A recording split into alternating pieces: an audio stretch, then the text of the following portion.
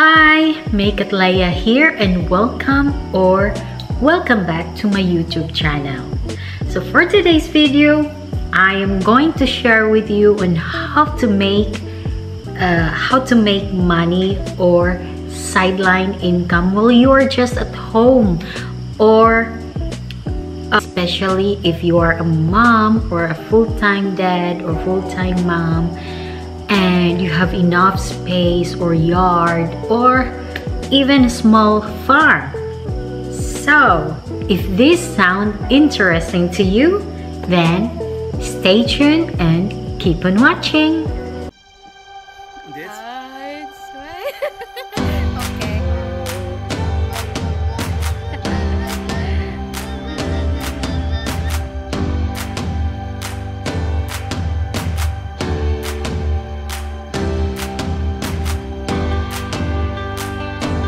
So guys, what I am going to share with you is based on my own experience, okay, here in the Philippines. You know, as of now, flowers, ornamental plants, even vegetables like mga lettuce, they are trending, still trending in social media, guys. And what's the good thing about is you don't need a lot of capital or a huge amount of capital, or you don't need any capital at all. Okay, so bibigyan ko kayo ng ideas kung ano-ano ito.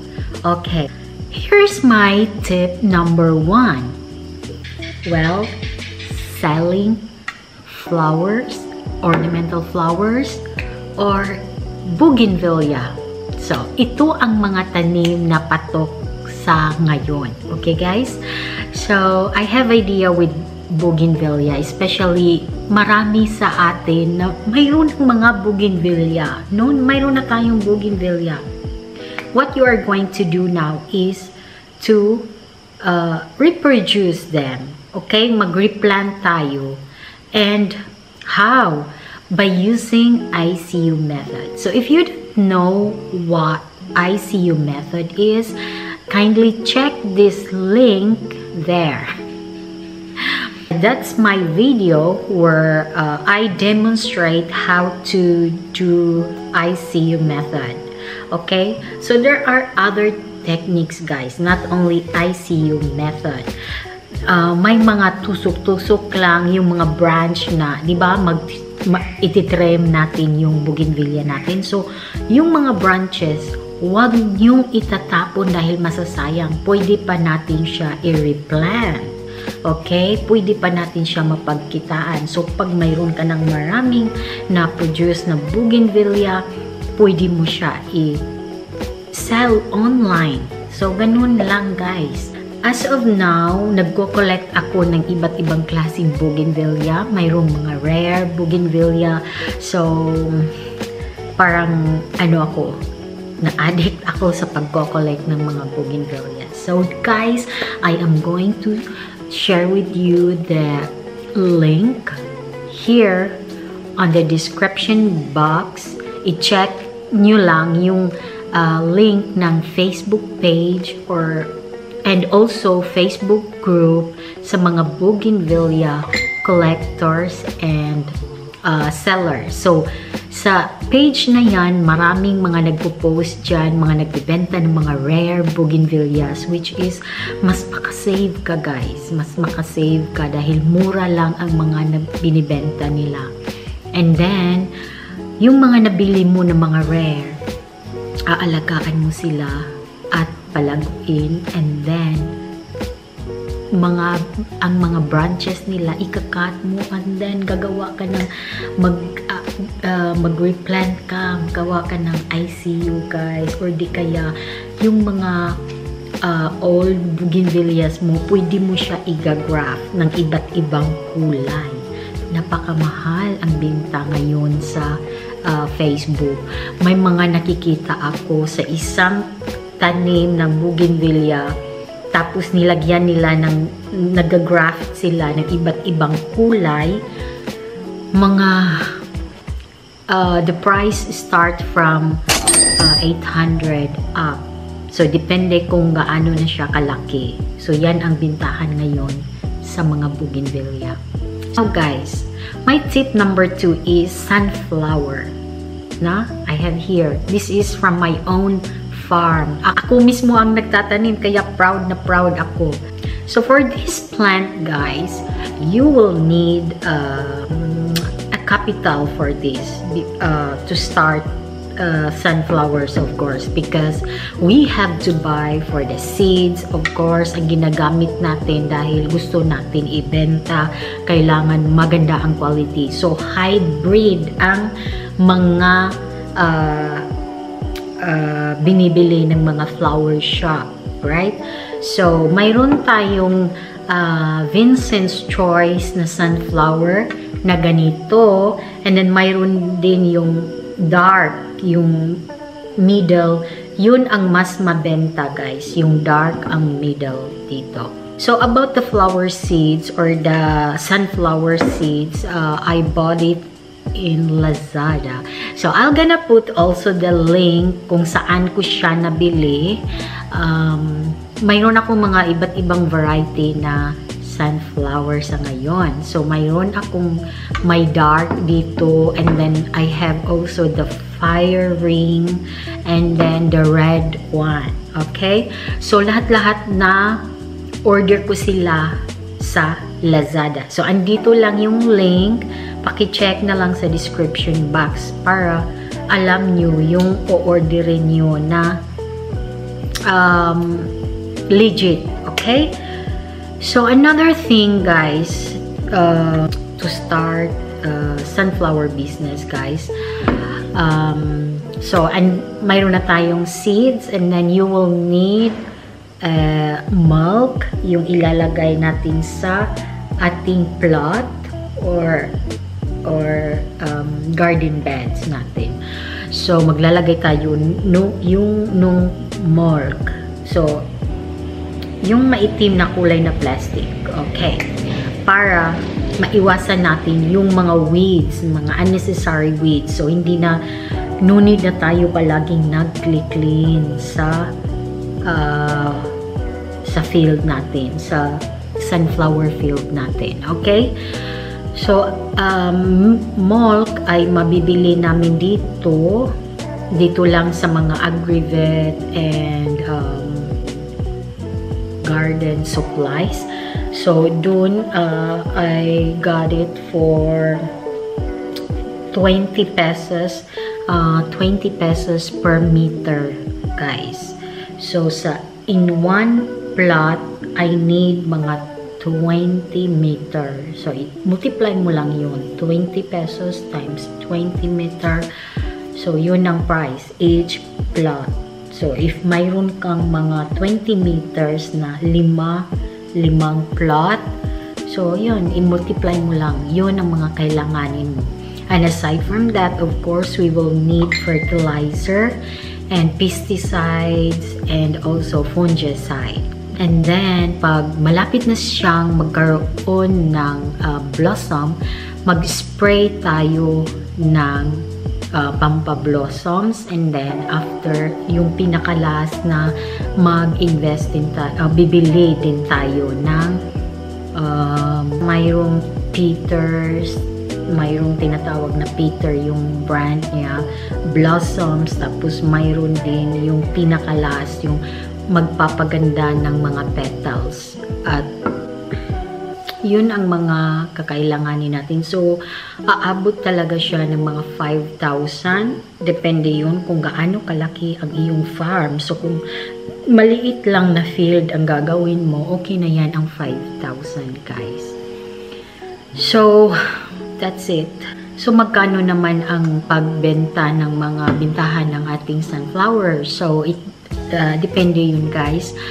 Price range from 55 pesos to 100. Especially, pag magtatanim ka yung before sa mga event. Like, for example, malapit na ang All Souls Day, kailangan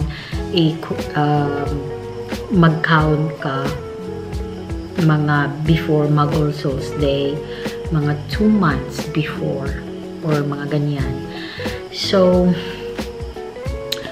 for example, mabenta ito siya lalo na kapag after ng All Souls Day, mayroon na namang Valentine's Day, and then Mother's Day, mga graduation day, at mayroon din bibili dahil birthday, kailangan nila magbigay ng mga bouquet, na mayroong mga sunflower bouquet. Basta, maghanap ka, maraming mga flower shop guys na before ka magtanim, katulad sa akin, yeah, before I started with this one, I went to flower shops, nagtatanong ako if they are interested, and then para makwenta ko kung ilan yung mga interesado. So, hindi rin magde-depend lang sa flower shop. So, for example, lalago na yung farm mo at marami ka ng mga ganito, ano din siya sa mga tao guys, especially nowadays, mahilig sa picture-picture, Facebook, magpo-post, maraming pupunta sa farm mo para mag-picture-picture. Pwede mo rin yun i-business. 20 pesos per entrance fee per person. So, yun guys, uso yan ngayon ang mga flower farm. And then now, let's move on to the last but not the least, ang ating tip number 3, which is backyard poultry farm. Yan, patok din yan ngayon sa Facebook, online selling ng mga itlog. So, may maraming mga klaseng, mayroong 2 klaseng itlog guys. So, patok ngayon ang fertile eggs at ang table eggs. Yung mga kinukonsume ng tao, yung table eggs, at fertile eggs ay yung mga nag-breed, tapos bibili sila ng eggs at ilalagay nila sa incubator. Okay? So, nag-start ako ng maraming klaseng varieties of chicken or klase, mga breeds of chicken na pwede mong pagpilian. Pwede ka mag-start sa native chicken, which is demand siya ngayon sa market. Maraming restaurant na nagsiserve ng native chicken. At less ngayon ang mga native chicken kasi konti na lang ang mga nagre-raise ng native chicken sa ngayon. At dahil dyan, mahal ang native chicken ngayon. Mag-start ang price sa 280 to 300 per kilo ng mga native chicken. Kaya ako, nakapag-decide ako baka magdagdag ako ng native chicken. So, what I have now is mga Rhode Island red chicken. So, I have that. Nagbe-breed din ako, guys. One of the disadvantage, guys, sa Rhode Island red is hindi sila yung mga chicken, they don't lay eggs. So, what I did is I used the native chicken from my caretaker. His native chicken or native hen naglay sa aking mga fertile eggs na Rhode Island, and they survive. 2 times na kami nakapag-breed in that style or in that method, na kinuha namin yung itlog ng mga native, nilalagay namin doon yung mga Rhode Island. So, 2 times 15, nagkaroon kami ng mga more or less 30 chicks from that. And then, ngayon, malaki na sila. And then, nagpaparami kami ng mga manok ngayon. So, how much is the fertile eggs? Okay. Actually, ang market price is from 35 pesos pataas sa mga fertile eggs ng Rhode Island Red or tinatawag na rare chicken. So, sa akin naman, dahil mayroon ako mga suki na they will buy all my eggs, fertile eggs, in one time. So, I gave them some discount. So, not only some, malaking discount binigay ko sa kanila kasi binibenta ko for only 450 pesos per tray. O, diba? Nakasave na sila. And then, naging suki ko na sila, or they became my regular buyer, guys. And they are from Samar, Tacloban. So, nagpapadala ako through van, tapos ihahati doon sa terminal, then i-pick up na lang nila. So, ganyan yung idea namin. So, aside from that, nagdi-deliver din kami ng table eggs sa mga kaibigan, and then mayroon ding mga naging suki na mga doktor, mga ganyan, kasi mahilig sila sa mga organic eggs, no? Mga health conscious people. Kasi sa amin is free range at organic. Pinapakain namin is mga Madre de Agua, ganyan. So guys, this is my advice sa mga mag-start pa lang poultry farm or mag free range.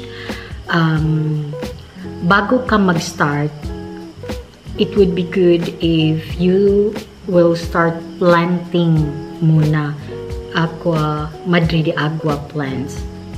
Kasi yan ang mga kinakain. Yan ang magandang ipapakain mo sa mga hayop, ang Madre de Agua. So, mayroon kaming maraming Madre de Agua. Another is Azolla. So, those are organic feeds, guys, ang aking mini-mention. At marami silang vitamins na makakatulong sa ating mga hayop. Okay, guys, so that's it. Ano pa bang i-mention ko? Mahal din ang Rhode Island is pag may bibili sa'yo ng mga chicks, ang price dyan is 100 to 150 per piece. Per piece yun, ha? So, pag may bibili sa'yo na 20 pieces, 50 pieces, malaking pera na yun. And then, pag Rhode Island is 3 months until mga 5 months, ang price niya, guys, is 400 to 500 pesos per chicken. Okay? So, pag 8 months pataas na, ang price niyan is 800 to 1,500 each. So, mahal siya, guys. And, mas maganda kapag free range sila. Nag-ano ako ng mga 2,000 square meter. Doon sila. Na hinahayaan ko lang sila. Maganda yung klase ng ano niya. Yung meat is parang native chicken, pero mas, for me mas matigas, pero mas malaki yung ano niya, yung meat, kaya mahal siya kasi mas mabigat din siya. So that's it. That's only my advice, guys. Before you start with a poultry farm, it's better to plant first like other source of foods like Madre de Agua, Azolla. So, you will save a lot money na instead of buying commercial feeds, you better mix it with natural or organic food. So, we're planning, and I'm so excited to share it with you soon. We are planning to raise goat kasi gusto namin, we would like to produce our own dairy product like cheese and fresh milk. So, ayan, we are planning na for goats. But before we start with this one, guys, muna kami, magplano on how to build the house, goat house, or stable. Alright, that's it, guys. I hope that you have found this video helpful. And if it did help you in any way possible, please make sure to like, share, and leave your thoughts in the comments section below, guys. And also, please consider to subscribe to my channel and click that notification bell so you will be notified every time I have a new video. So that's it for today's video, guys, and have a great day. Bye.